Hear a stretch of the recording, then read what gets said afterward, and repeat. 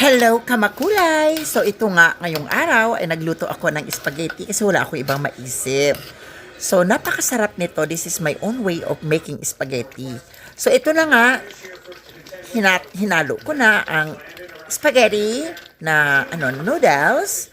And ito no, this is just like, ang hinalo ko lang dito ay simple lang, beef, mushroom, hot dogs, and of course, ginisa ko sa sibuyas at bawang plus the spaghetti sauce. O diba? Napakasimple lang. And as you can see, ang sarap-sarap niyan. Makakalimutan mo na may mahal ka na walang iba kundi ako lang talaga. Char! Eh, serve na natin. Let's go! Roberto! Yeah. Spaghetti! Look how delicious the spaghetti made by your wife. Of course, it is made with love. Look at that, guys! Oh my God! Look at that! See how delicious it is? Oh. Lami kayo, guys! And look at that! Oh, pak! That's the kind of spaghetti that I love. And it's a ground beef. Yan. Diba? Oh, tignan mo na lang. Tsura pa lang, guys. Tignan mo na lang. Paano mo sa... Oh, pak. Diba? Tsura pa lang, perfect na.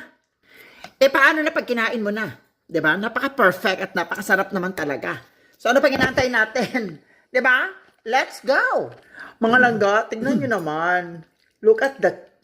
I use the cheese galing Pilipinas, which is really very delicious na queso. Diba? Eden.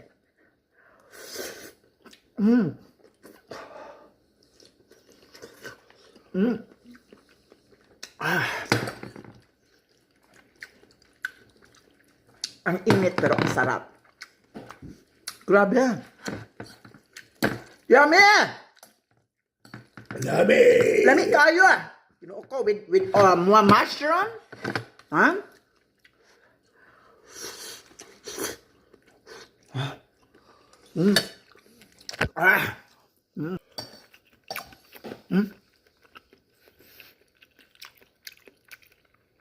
The recipe is requested by Roberto. Lami kayo.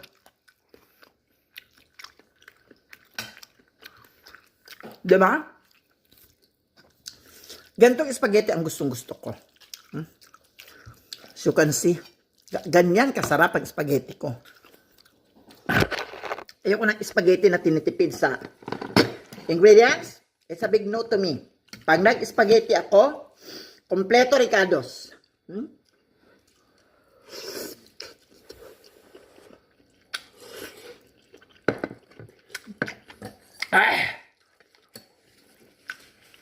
Masarap pa siya pag mainit. Mapil mo talaga how delicious it is. Diba? Grabe dahil. So yum.